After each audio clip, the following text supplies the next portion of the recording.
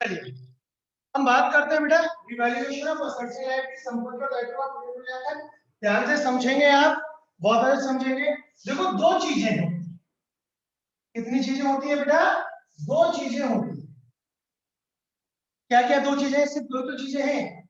एक तो है एसेट्स, मतलब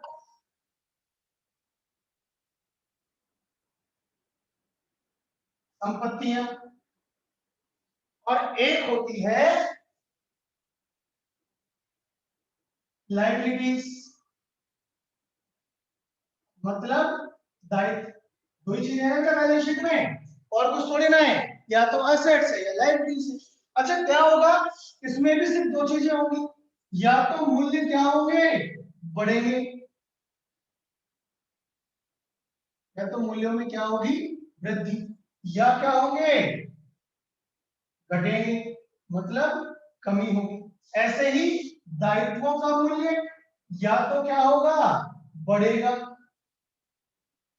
मतलब क्या होगी? वृद्धि। या क्या होगी बेटा? कमी, डिक्रीज होंगे।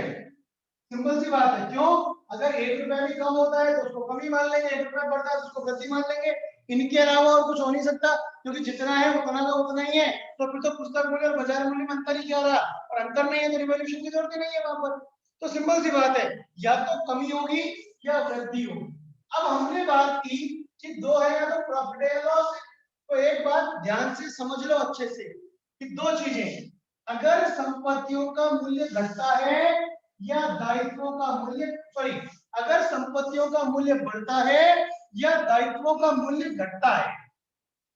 ध्यान समझना बेटा, क्या हुआ है कि अगर या तो चाहे संपत्तियों का मूल्य बढ़े या दायित्वों का मूल्य घटे, दोनों ही स्थिति काय की है? प्रॉफिट की।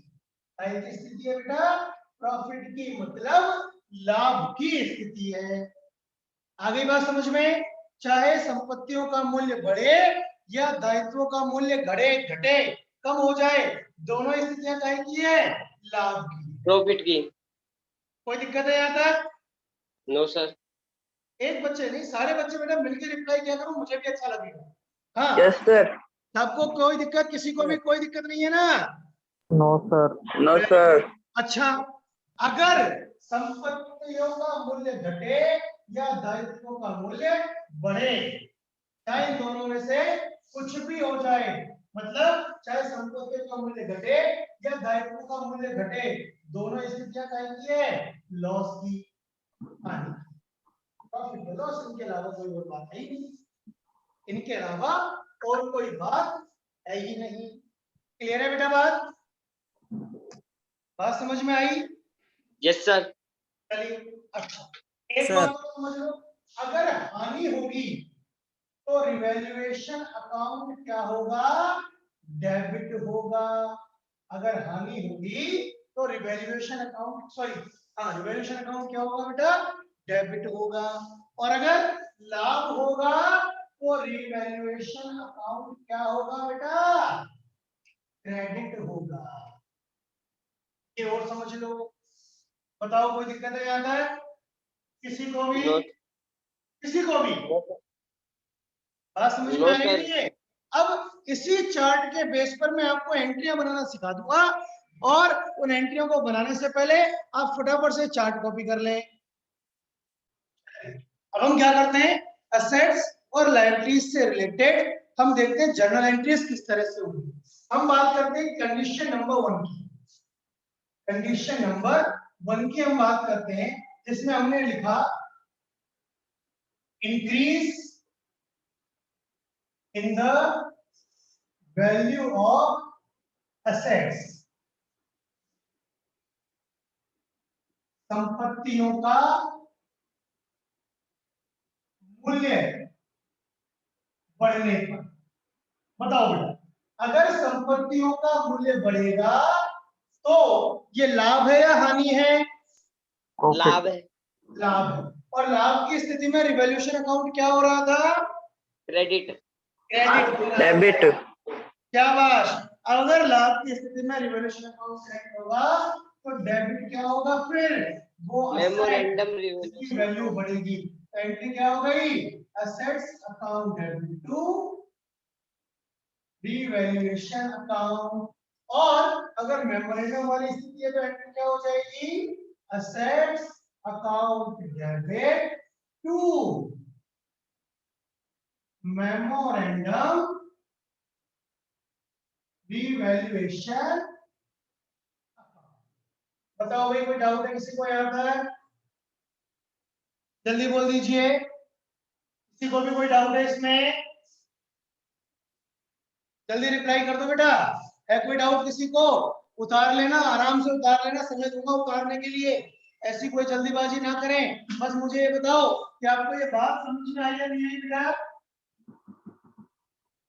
वेरी गुड, कोई रिप्लाई नहीं आया किसी का भी, आ गया सर। आ गया। दीपेंद्र, सर ये डेबिट कैसे हुआ आपसे? बता भाई, डेबिट कैसे हुआ। संपत्तियों का मूल्य बढ़ेगा, और संपत्तियां क्या होती है, हमेशा डेबिट होती है ना। बैलेंस शीट सिखाई थी 11th क्लास में मैंने, यस सर। 11th क्लास में बैलेंस शीट सिखाई थी, और हमने ट्रायल बैलेंस बनाना भी सीखा था, तलपट बनाना। Yes sir. तो उसमें सीखा था ना, संपत्तियां हमेशा क्या होती है, डेबिट ही होती है ना। Yes sir. एसेट्स क्या होती है, डेबिट ही तो होती है बेटा, एसेट्स सारी। Yes sir. अब एसेट्स डेबिट होंगी और इनका मूल्य बढ़ रहा है, तो इनको और डेबिट कर दो, ठीक है। Yes. Okay. Revaluation account credit हो जाएगा, क्योंकि प्रॉफिट है ना। बात समझ में आ गई बेटा, यस सर। क्लियर है, अब आ गया समझ में कैसे हुआ डेबिट। चलो यस सर। बहुत बढ़िया। अब दूसरा केस हम पढ़ते हैं, decrease in the value of assets.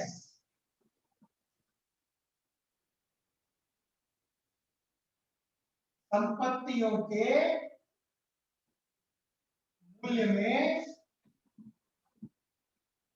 कमी होने पर, बताओ भाई ये कौन सा रास्ता क्या एंट्री होनी चाहिए, बताओ। बोलो पहले तो बताओ, संपत्तियों के मूल्य में कमी होना लाभ है या हानि है। हानि। हानि होगी तो क्या एंट्री होनी चाहिए, बताओ। Revaluation account debit to assets account. शाबाश, revaluation account debit to assets account. और अगर मेमोरेंडम वाली स्थिति है तो क्या एंट्री हो जाएगी, memorandum revaluation account debit to assets account. Memorandum revaluation account debit to assets account. ये लो सर, है कोई दिक्कत इसमें, नहीं है, बहुत बढ़िया। चलिए तीसरे केस की बात करते हैं हम।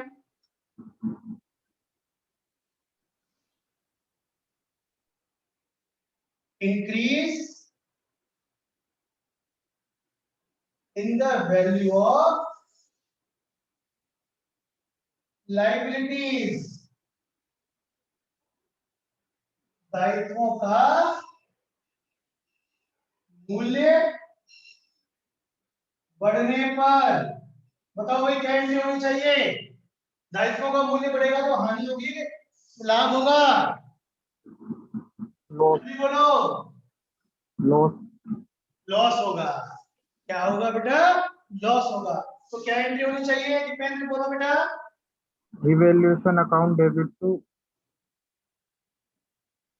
Revaluation account debit to liabilities account. शाबाश, टू लाइबिलिटीज अकाउंट। और इधर क्या एंट्री हो जाएगी, memorandum revaluation account debit to liabilities account. ठीक है भाई यहां तक। चलिए एक बार फटाफट यहां तक कॉपी करो, ताकि मैं आगे बढ़ाऊंगा फिर आपको। देखिए बेटा आगे कंटिन्यू करते हैं, नेक्स्ट केस पर पढ़ते हैं अपन। डिक्रीज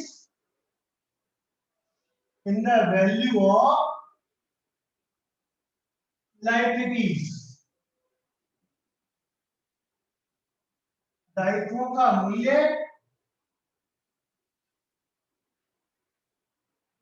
कम होने पर, बताओ बेटा, अगर दायित्वों का मूल्य कम होगा तो ये प्रॉफिट वाली स्थिति है, लॉस वाली?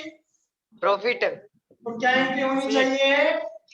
Liabilities account debit to revaluation account. शाबाश, liabilities account debit to revaluation account. और अगर मेमोरेंडम वाली स्थिति है तो क्या एंट्री होनी चाहिए बेटा? Liabilities account DR to memorandum revaluation account. शाबाश, account debit to memorandum revaluation account. ये लो, ये हमारा यहाँ पर काम, चारों स्थितियां हमने क्या कर दी यहाँ पर कंप्लीट कर दी। अब ये चार काम तो हो गए।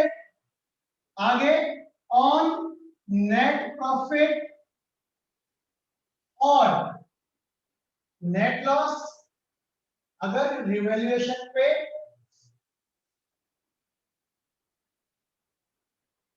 शुद्ध लाभ या शुद्ध हानि के लिए, अब एग्जैक्ट देखो, कभी मतलब किसी एसेट्स में लॉस, किसी एसेट्स में प्रॉफिट, किसी एसेट लायबिलिटी में लॉस, किसी लायबिलिटी में प्रॉफिट, तो ये सारे प्रॉफिट लॉस को एडजस्ट करके क्या करते हैं हम, अब ये निकालते हैं कि वास्तव में एग्जैक्ट प्रॉफिट या लॉस कितना हुआ। अब मुझे ये बताइए कि इस एग्जैक्ट या प्रॉफिट लॉस को हम बांटेंगे। देखिए, प्रॉफिट अगर है, क्या है बेटा, अगर प्रॉफिट है मतलब क्या है, अगर लाभ है, तो इस लाभ की स्थिति में क्या एंट्री होगी? ये लाभ किसका है? पार्टनर्स का। तो इस लाभ को बांटने की एंट्री होगी revaluation account debit to old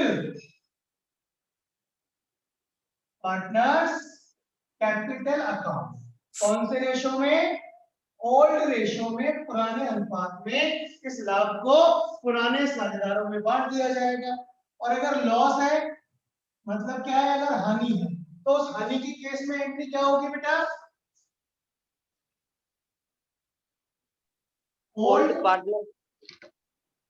partners capital account debit to revaluation account. और ये भी कौन से रेशो में होगी बेटा? ओल्ड रेशो में। कोई डाउट है किसी को यहाँ तक? बताइए बेटा, यहाँ तक कोई भी डाउट है किसी को? जल्दी बोलिए। नहीं है, लेकिन मेमोरेंडम वाले में इस तरह से नहीं बांटा जाएगा। मेमोरेंडम वाले में क्या होगा वो हम देख लेते हैं। देखो, मेमोरेंडम वाले में हमने बात की अगर केवल प्रॉफिट मतलब अगर लाभ होता है तो उस केस में एंट्री क्या होगी? पहली entry revaluation account debit to memorandum revaluation account.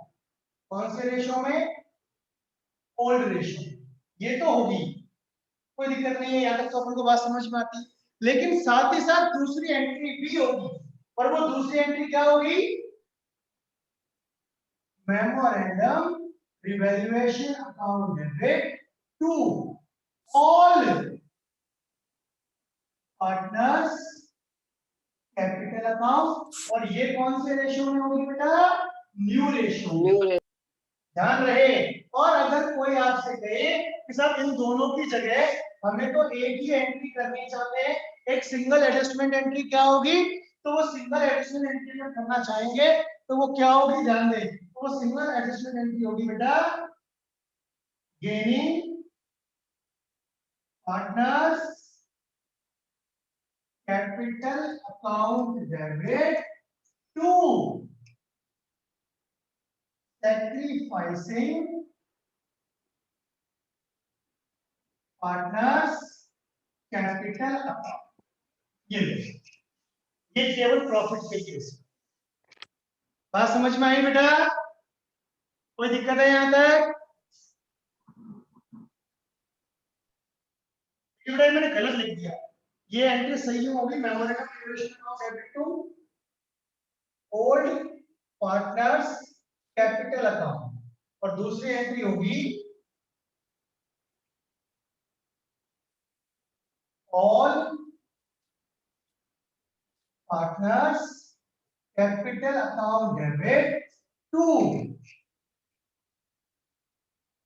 Memorandum revaluation account. और अगर इन दोनों के स्थान पर एक सिंगल एंट्री करना चाहेंगे तो वो सही है, वो एंट्री होगी gaining partners capital account debit to sacrificing partners capital. ये होगा। देखो बेटा, जैसे हमने प्रॉफिट को अलग तरीके से बांटा, वैसे लॉस कैसे बनेगा?